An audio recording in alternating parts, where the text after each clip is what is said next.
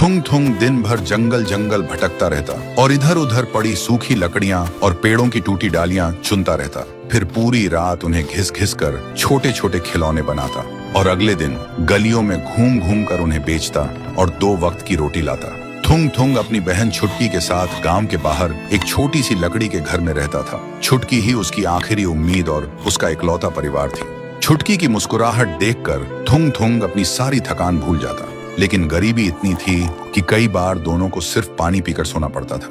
एक दिन थुंग थुंग जंगल में लकड़ी खोजते हुए बहुत अंदर तक चला गया था। तभी वहां उसे एक अजीब सा पेड़ दिखा जिसके पत्ते बिल्कुल गुलाबी थे। थुंग थुंग ने सोचा, इसकी लकड़ी कितनी चिकनी और अनोखी है, इसका खिलौना बेचकर शायद आज 2 पैसे ज्यादा मिलेंगे। फिर उसने उस पेड़ पर चढ़कर एक छोटी सी डाल काटी और घर आकर रात भर जागकर उसने एक बहुत ही सुंदर गुड़िया बनाई। सुबह जब छुटकी सोकर उठी तो वह सुंदर गुड़िया देखकर खुशी से झूम उठी और उसने उस लकड़ी की गुड़िया को सीने से लगा लिया। छुटकी को इतना खुश देखकर थुंग थुंग के दिल को बड़ा सुकून मिला। फिर वह खुशी खुशी काम पर निकल गया। पर जब शाम को वापस लौटा तो उसने देखा छुटकी बिल्कुल चुपचाप बिस्तर पर बैठी है और वह गुड़िया जो सुबह तक छोटी थी अब थोड़ी बड़ी लग रही थी। थुंग थुंग को लगा शायद थकान की वजह से आंखों का धोखा होगा। फिर उसने छुटकी को आवाज दी, छुटकी आ खाना खा ले। पर छुटकी ने कुछ नहीं कहा। थुंग थुंग को लगा शायद उसे भूख नहीं है, इसलिए वह अपना काम करने चला गया। देखते देखते आधी रात हो गई थी। थुंग थुंग अपना काम कर रहा था, तभी उसके कानों में छुटकी के कमरे से एक अजीब सी आवाज आई।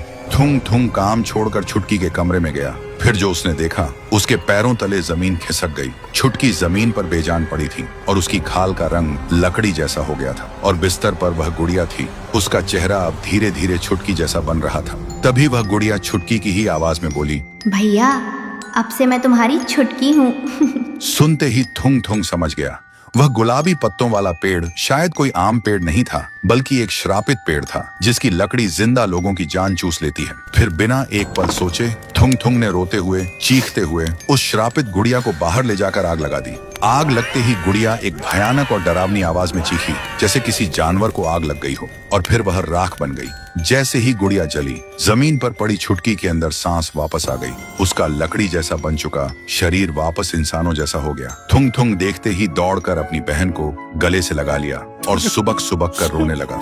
उस दिन के बाद थुंग थुंग ने कसम खाई कि अब वह कभी उस डरावने जंगल की तरफ मुड़कर भी नहीं देखेगा। तो दोस्तों, हर खूबसूरत चीज जरूरी नहीं कि अच्छी हो, क्योंकि कभी कभी सुंदरता के पीछे ही सबसे बड़ा श्राप छुपा होता है।